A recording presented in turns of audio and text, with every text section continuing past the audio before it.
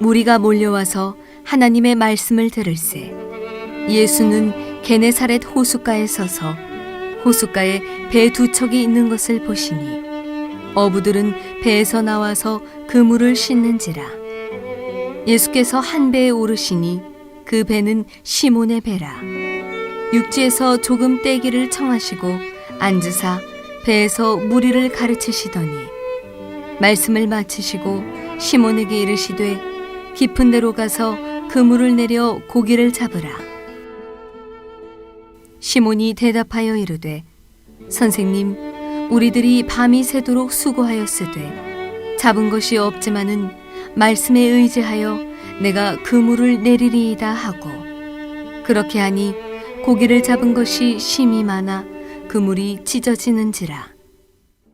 오늘 우리 호산나 찬양대 찬양 큰 은혜를 받았고요. 특별히 제가 이렇게 계단에서 보니까 우리 장형각 우리 권사님 성가대 대장님인데 아니 목에 좀 이상이 있으신 것 같아.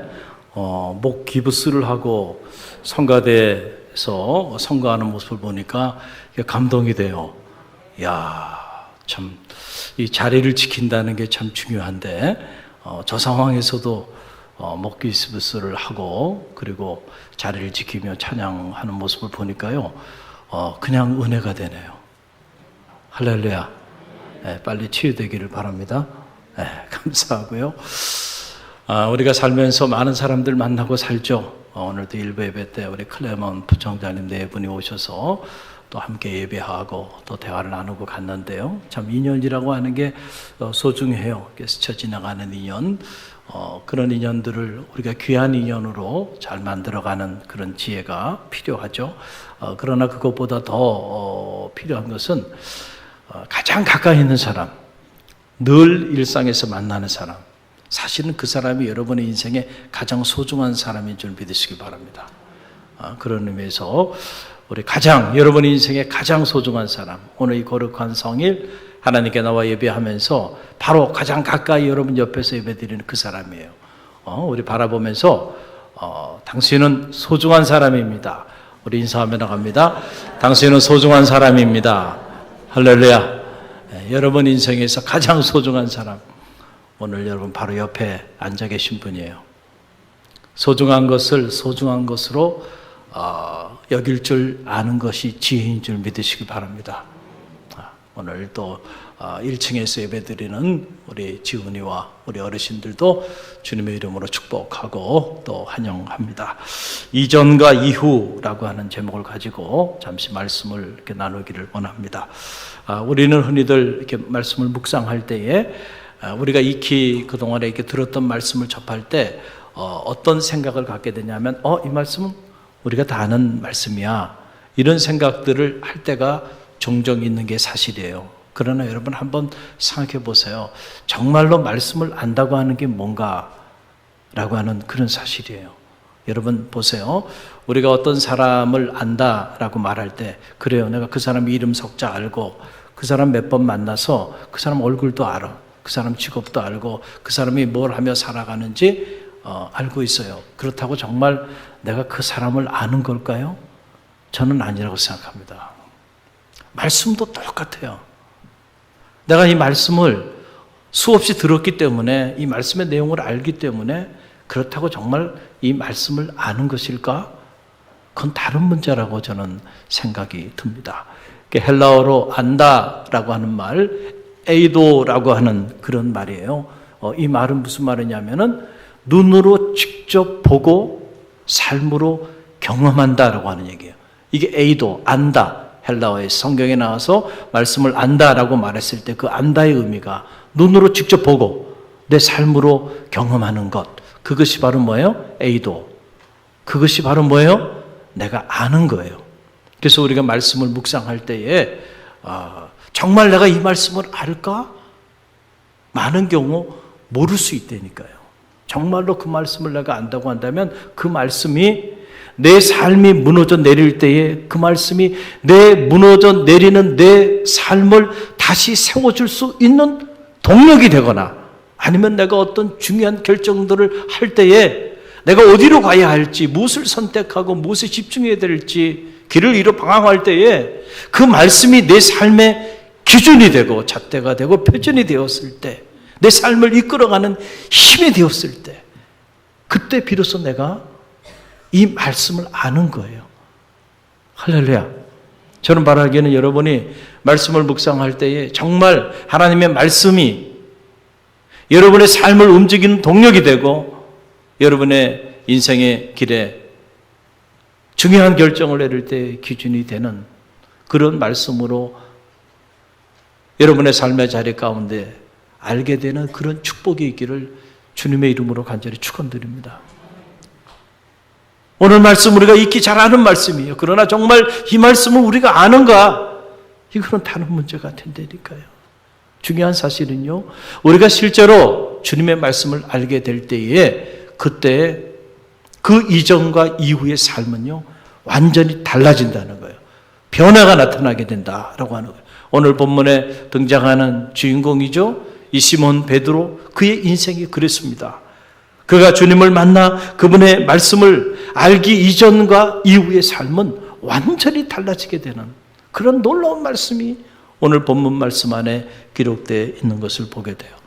여러분, 모든 말씀은 삶의 자리를 가지고 있어요. 그냥 허공에 선포된 메시지는 없다는 얘기죠. 그래서 어떤 말씀이든 구체적인 삶의 자리, 이라고 말을 해요. 독일어로 삶의 자리를 가지고 있다. 그래서 우리가 그 삶의 자리를 들여다보는 것은 참 중요해요. 오늘 이 본문의 말씀의 삶의 자리 안으로 우리가 함께 들어가 보면서 함께 은혜를 나누는 그런 시간을 갖기를 원합니다. 갈릴리 가버나움에 주님께서 그 마을을 찾아가셔서 거기서 오늘 본문 말씀 바로 앞장을 보게 되면은 기록이 나오는데 하나님의 복음을 전하셨다는 거예요. 내가 이를 위하여 왔노라 말씀하여 주셨는데 주님이 이 땅에 오신 목적은 죽어가는 영혼들을 구원하기 위하여 오셨어요. 그래서 우리 갈릴리 교회도 이 사명을 감당하는 그런 교회로 나가고 있는 거예요. 영혼을 품지 않는다고 한다면 나와 주님의 삶은 아무런 관계가 없어요. 저는 바라기는 여러분이 주님을 여러분의 구주로 섬기는 순간부터 여러분의 삶은 생명을 살리는 생명사역자로 변화되어졌다는 사실을 꼭 기억하고요, 그 일을 잊지 마시기를 간절히 바랍니다. 그래서 성경을 보니까 하나님의 복음을 전하셨고 회당에 들어가셔서 전도하셨다라고 하는 거예요. 그랬더니 그때 수많은 무리들이 주님을 따른 거예요. 그때 주님께서 회당에서 나오셔가지고 갈릴리 호수, 게네사렛 호수라고 표현해, 갈릴리 호수인데 갈릴리 호숫가로 나아가셨어요. 그 갈릴리 호숫가에 가보니까 배가 두 척이 있는 겁니다. 어부들이 이제 밤새 고기를 잡고 그리고 이제 그물을 싣고 있는 그런 모습을 보게 되었어요. 그래서 주님께서 가셔서 그 배 중에 한 배에 오르십니다. 그리고는 그 배 선주에게 말하는 거예요. 이 배를 잠시 좀 띄울 수 있겠는가? 라고 하는 거예요. 그런데 이 배의 선주가 누구예요? 바로 시몬 베드로였습니다. 그때는 성경을 읽어보니까 참 저는 이 대목을 읽으면서도 많은 생각이 제 안에 드는데, 지금 베드로가요 밤이 새도록 고기를 잡기 위해서 노력했지만 한 마리도 잡지 못한 그런 상황이거든요. 그런데 어떤 사람이 와가지고 배를 좀 다시 좀 띄우자 그러면은 여러분 같으면 기쁜 마음으로 그래 그렇게 합시다 그러고 배를 띄우겠습니까? 영어 이디엄에 read between the lines라고 하는 말이 있어요. 행간을 읽어라 라고 하는 거예요. 당시 베드로의 삶의 정황 속으로 들어가 보면 말이죠, 사실은 주님께 배를 내어드리는 일은 쉬운 일은 아니에요. 만선의 기쁨을 만끽했다고 한다면 얼마든지. 그런데 한 마리도 잡지 못했어요. 아마 허탈했을 거예요. 아마 낙심이 있었을 거예요. 그 삶에 밀려오는 삶에 대한 경제적인 두려움이 있었을 겁니다. 그런데 그런 때에 와가지고 배를 잠시 띄우자 그러니 말이죠. 글쎄요, 우리 같으면 어떻게 반응했을까? 화를 내지 않았을까? 그렇죠? 그런데 오늘 성경을 자세히 읽어보니까 놀라운 사실은 베드로가 그물을 정리하던 그 일을 멈추고 주님께 배를 내어드렸다라고 하는 그런 사실입니다. 그런데 주님께 배를 내어드리니까 주님께서 그 배를 타셔서 이제 해변에 사람들이 구름대처럼 모여 있는데 잠시 소리가 들릴 정도의 그 정도 거리로 이제 배가 이렇게 조금 떨어지게 된 거죠. 그곳에서 해변에 모여든 그 수많은 사람들을 바라보면서 말씀을 가르친 거예요. 그러니까 지금 어떤 일이 벌어진 거냐면은 베드로의 고기 잡는 이 베드로의 배가 주님께서 하나님의 말씀을 선포하는 거룩한 성소가 되는 순간이에요. 이 순간이. 할렐루야. 거룩한 장소라고 하는 건 뭡니까? 거룩한 일을 행하면 그것이 거룩한 장소가 되는 거예요. 물고기를 잡는 배도요, 그것이 거룩한 일을 행하는 것이 되는 순간 성별된 장소가 된다는 사실을 여러분 꼭 기억하시기를 바랍니다. 자, 우리가 충북 제천에 있는 베론 성지, 우리 갈릴리 교회에서 종종 순례하잖아요. 제가 그곳을 참 좋아하니까 기회가 될 때마다 우리 여성교 회원들이든 또 교육 과정에 있는 분들이든 꼭 그것을 한 차례씩 순례하게끔 이렇게 안내하고, 이제는 베론 성지 제가 안내하는 사람이 된 것 같아요. 하도 많이 순례하면서 소개하다 보니까 베론 성지에 대해서 많은 것들을 알게 됐는데, 자, 그곳에 가게 되면 1855년에, 여러분 말이 그렇지 1855년입니다. 그때 상황을 한번 생각해 보세요. 그때 그 깊은 산속 골짜기에 말이죠, 우리나라 최초의 신학교가 세워집니다. 그 신학교가 바로 성 요셉 신학교예요. 20대 프랑스 젊은 신부가 그 산골짜기에 19세기 중엽에 들어와가지고 말이죠, 거기서 레티너를 가르치고 신학을 가르치고 철학을 가르치고 서구식 신학교를 세웠는데, 그 신학교를 세운 우리나라 최초의 그 신학교 그 장소가 바로 뭐예요? 조그만 초가집 한 채입니다. 장죽이라고 하는 당시 신도가 자기 집을 내어줘서 신학교로 사용하게 했던 거예요. 그 지금도 가면 그 초가집을 기리고 있잖아요. 과거에는, 지금은 그런 모습 보기 어렵지만은 과거에는 이렇게 교회를 개척하고 설립할 때에 자기 집을 내어드리는 일들이 많이 있었죠. 우리 장로님들은 뭐 익히 경험하셨을 거예요. 그래서 가정에서 처석교회가 시작이 되고, 어느 장로님 가정에서 또는 어느 성도님 가정에서 가정을 내어드려서, 그래서 그 가정에서 주일날 예배드리고, 가정에서 정기적으로 모여서 성경 공부도 하고, 그렇게 교회들이 세워지기도 했어요. 물론 오늘 본문에 등장하는 이 베드로는 자기 집을 내준 건 아니에요. 그러나 어부에게 있어서 집 이상으로 중요한 것이 바로 무엇일까요? 저는 배라고 생각합니다. 그렇잖아요? 어부에게 배를 갖는다고 하는 것은, 이것은 너무너무 중요한 거예요. 잠시지만은 지금 베드로가 자기 배를 이 낯선 사람에게 내어준 겁니다. 저는 이 말씀을 묵상하면서 여러 생각이 드는데, 그렇구나. 우리 인생의 배에도 주님이 이렇게 찾아올 수 있구나. 할렐루야. 찾아오실 때, 찾아오셔서 주님께서 배를 좀 띄우자라고 말씀하여 주실 때에 내 소중한 것을 주님께 내어드릴 수 있는 지혜가 필요하겠구나. 이 베드로의 운명은요, 주님께 자기의 배를 내어드리는 순간부터 시작된 겁니다. 우리가 성경을 읽어보면 놀라운 일이에요.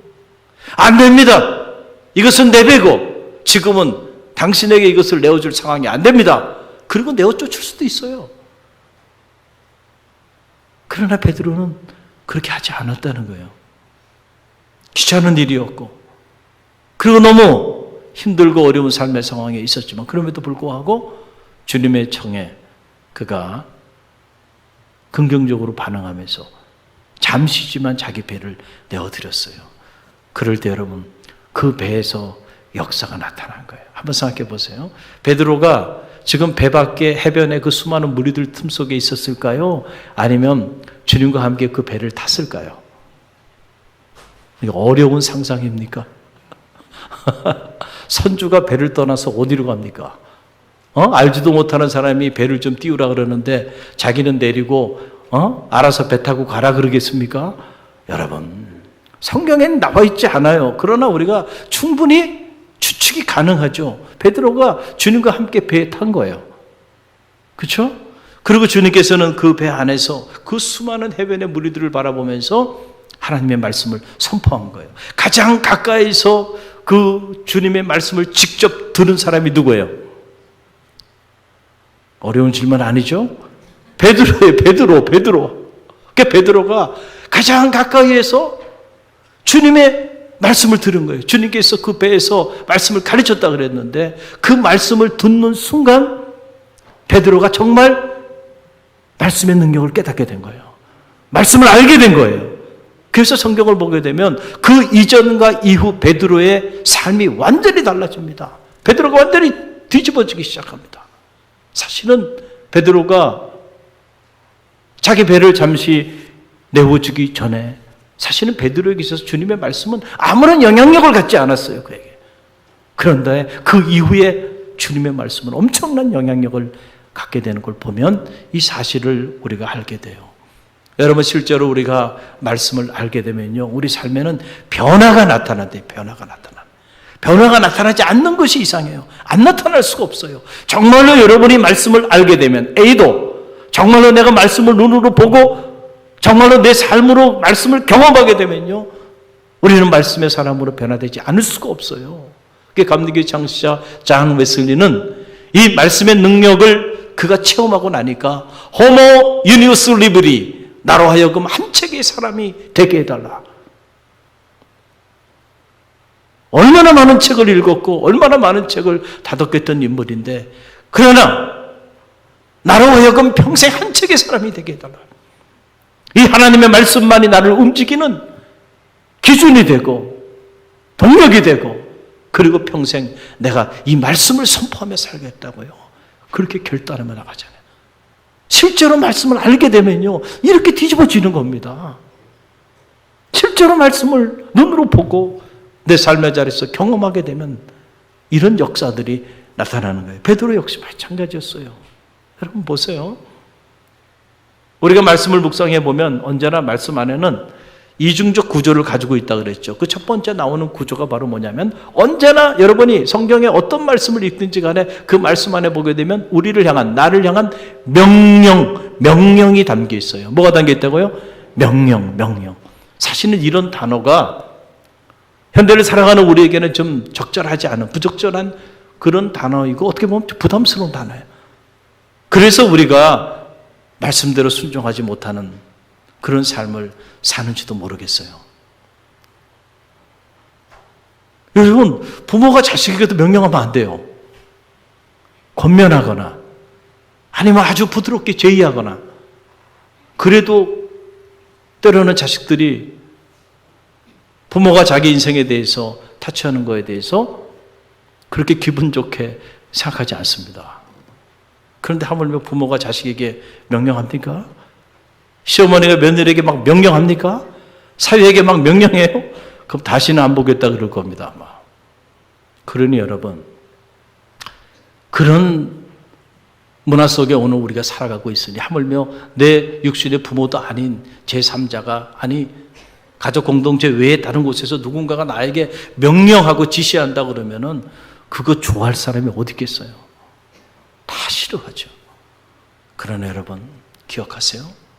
우리가 하나님 말씀 앞에 설 때는요, 명령에 대한 여러분의 자세가 바뀌어지기를 간절히 바랍니다.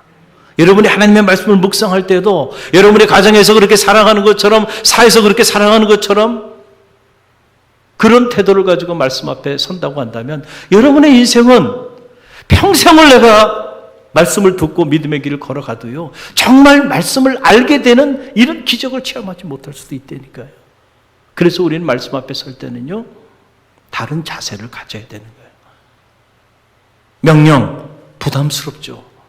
그러나 그 명령이 여러분을 살리는 축복의 메시지가 된다는 사실을 꼭 기억하고요. 오늘 말씀을 들여다보세요. 오늘 말씀에도 아니 베드로에게 어떻게 주님께서 이런 무례한 명령을 하실까? 이런 생각이 들어요. 4절 말씀을 우리 들여다봅니다. 4절 함께 읽어봅니다. 말씀을 마치시고 시몬에게 이르시되 깊은 데로 가서 그물을 내려 고기를 잡으라 그랬어요.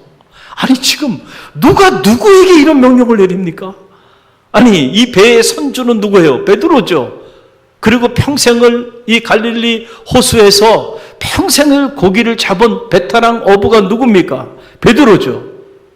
그런 베드로에게 잠시 배를 띄워서 그 배에 잠시 손님으로 자리했던 주님께서 그런 베테랑 베드로에게 선주에게 깊은 데로 가서 그물을 내려 고기를 잡으라고 명령을 합니다. 지금 누가 누구에게 명령을 하고 있는 거예요, 이게 지금? 오히려 베드로가 명령을 해야죠. 그런데 주님이 명령을 하는 거예요. 그런데 그 주님의 명령의 내용을 보면 이것도 우리의 상식이나 우리의 경험이나 우리의 이성의 범주 안에서 납득이 갈 만한 명령이라고 한다면 우리가 뭐 좀 순종하는 흉내라도 좀 할 텐데 여러분 언제나 그렇습니다.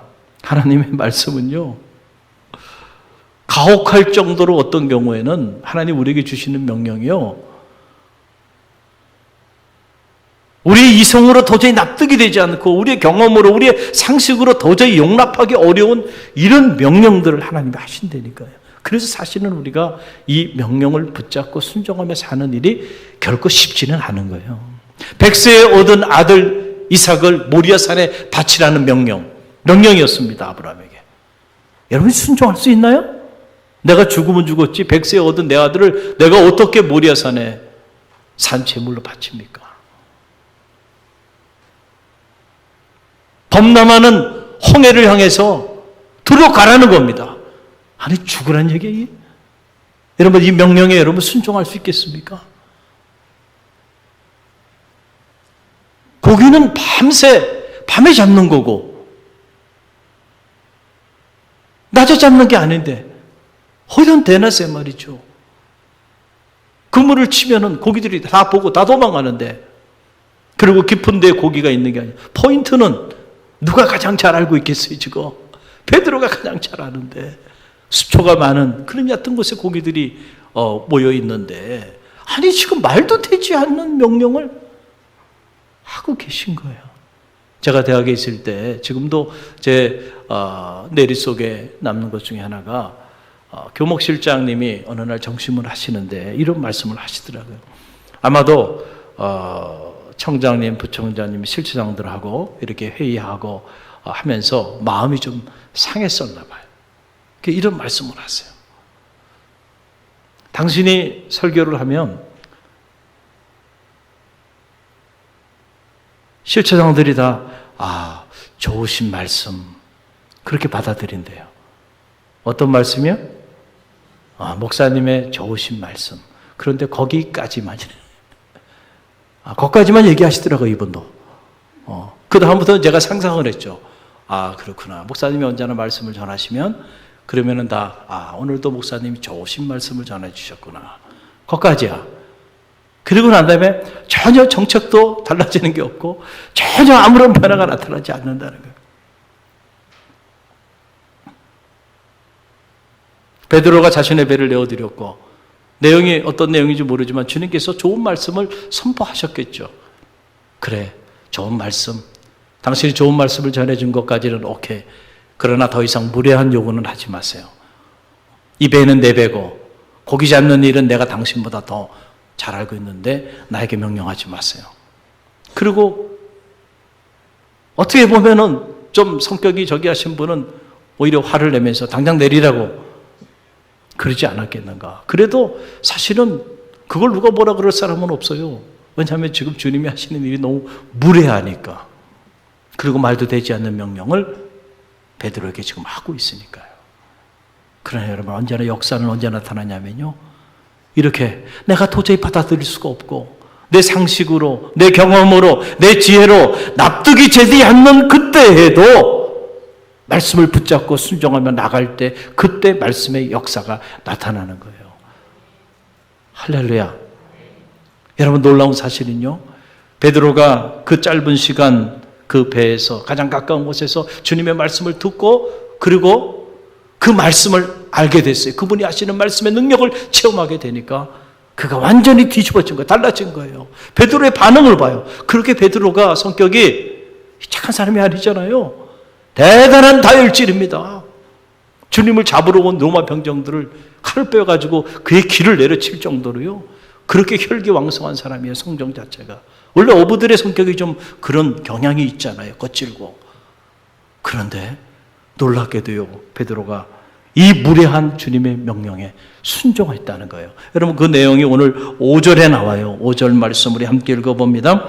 시몬이 대답하여 이르되 선생님, 우리들이 밤이 새도록 수고하였으되 잡은 것이 없지만은 말씀에 의지하여 내가 그물을 내리리이다. 아멘. 몇 주간 저는 이 말씀을 묵상하면서 제 안에 참 많은 생각들이 들어요. 그리고 새벽마다 이 말씀이 계속 생각나는데 이 말씀을 생각하면서 제 안에 가슴에 팍 파고 들어오는 그런 메시지가 바로 그거예요. 수고하였으되 말씀에 의지해서. 자꾸 그 말씀이 생각나. 수고하였으되 말씀에 의지하여. 이 수고라고 하는 말, 코피아오라고 하는 말의 헬라어로 수고. 열심히 최선을 다했는데 그런데 결실이 없는 노동. 그럴 때 사용해요. 코피아오. 우리나라 말하고 비슷하죠. 코피나요. 코피나요. 코피아오. 코피나도록 죽도록 고생했어요. 그냥 게으르게 적당히 산 거 아닙니다. 최선을 다해서 살았어요. 밤새도록. 베드로는 어부로서 자기 사명을 감당하면서 최선을 다해서 살았어요. 그런데 아무런 결실이 없었어요. 그래서 그의 인생은 고단했어요. 그리고 열심히 살았는데 그의 삶은 행복하지 않았어요. 여러분, 우리가 왜 열심히 삽니까? 행복한 삶을 살기 위해서 열심히 사는 거 아니에요? 그런데 열심히는 살았는데 인생은 행복하지 않았어. 돌아보니까 내 인생이 너무 고단했어. 불행한 인생이죠. 지금 베드로가 처해 있는 삶의 자리가 지금 이런 삶의 상황이에요. 수고했다. 커피아오. 내가 죽도록 수고하였지만은 아무런 결실을 맺지 못한 그 고단한 삶의 자리에 내가 자리하고 있지만은, 그러나 주님이 지금 말씀하시니까 내가 그물을 내리겠습니다. Because you say so. 당신이 그렇게 말씀하시니까 당신의 말씀이라고 한다면 그럼에도 불구하고 내가 깊은 데로 가서 그물을 내리겠습니다. 뒤집어진 거예요, 지금 베드로가. 이야, 이 베드로의 믿음이 오늘 이 아침 여러분의 믿음이 되기를 간절히 바랍니다. 변화가 일어난 거예요. 여러분, 주님을 만나기 이전과 주님을 만난 이후의 삶은 달라야 합니다. 우리가 주님의 말씀을 알게 된 그 순간과 그 이전의 삶은요, 달라야 돼요. 달라지게 돼요. 우리의 노력과 상관없이 완전히 그 이전과 이후의 삶은 달라지게 된다라고 하는 그런 사실입니다. 그래서 그 베드로가 다시 배를 띄워 깊은 곳으로 가서 그물을 내리게 되니까 어떤 결과가 일어났나요? 오늘 6절 말씀 보게 되니까 그 내용이 나오는데요. 6절 함께 읽어봅니다.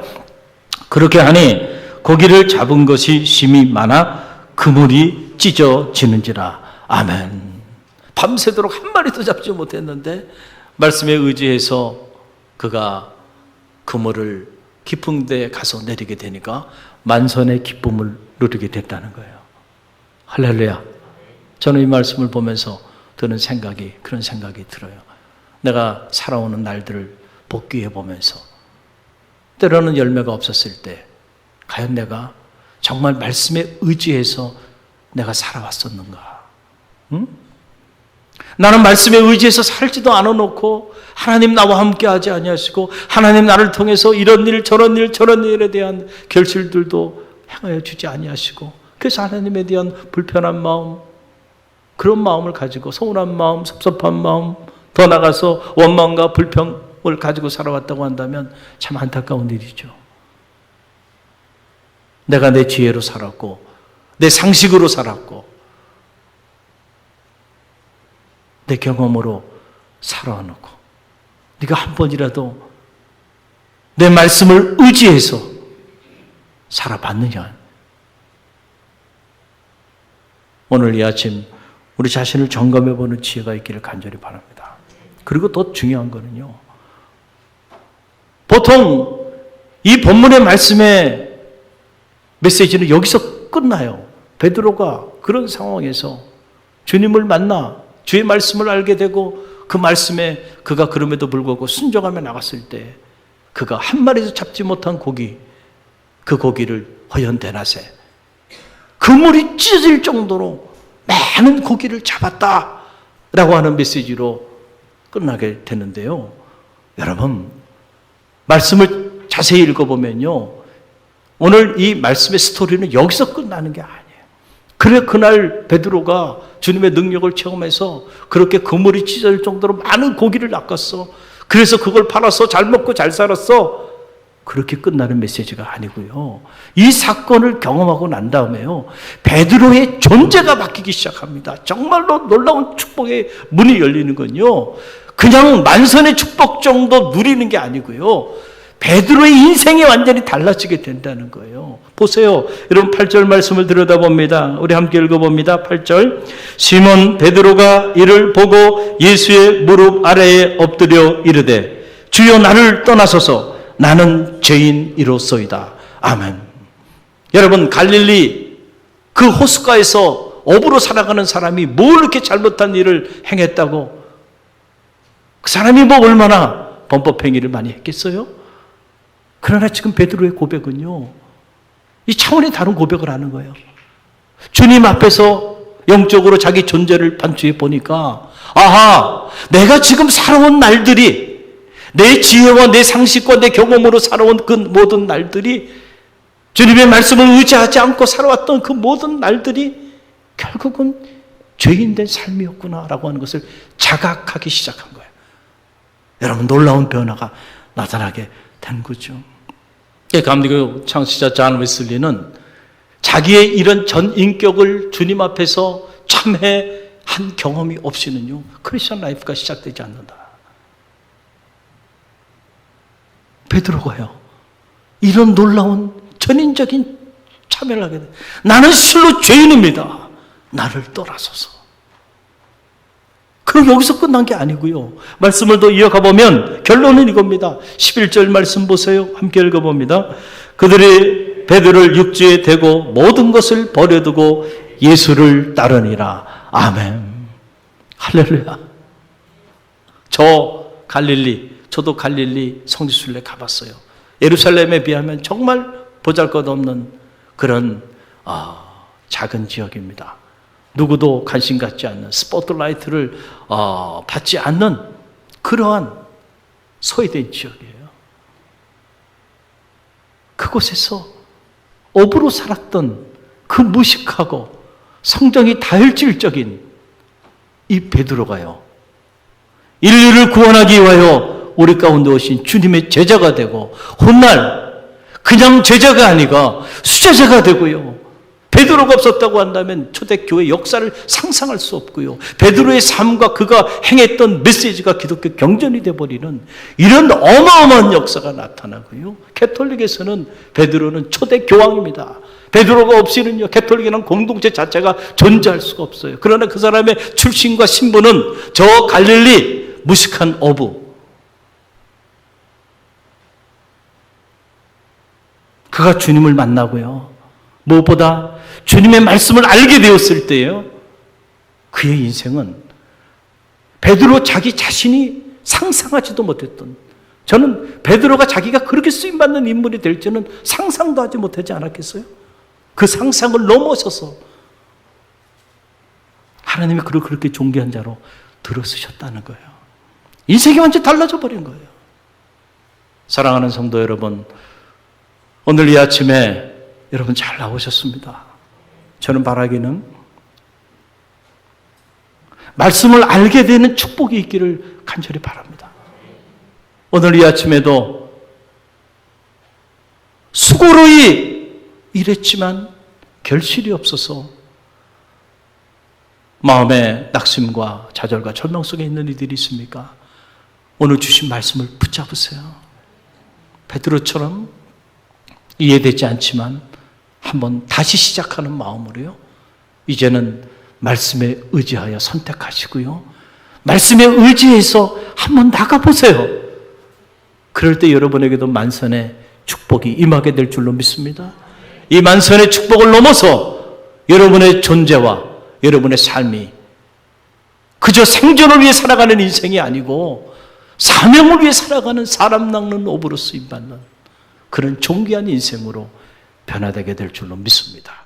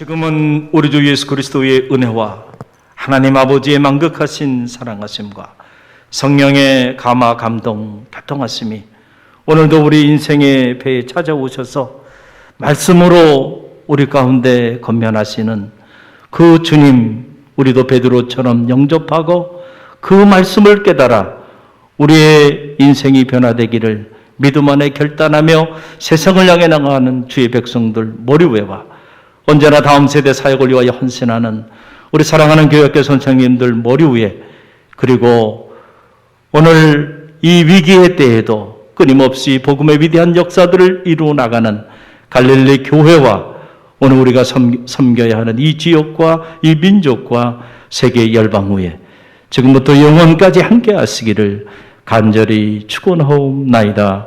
아멘.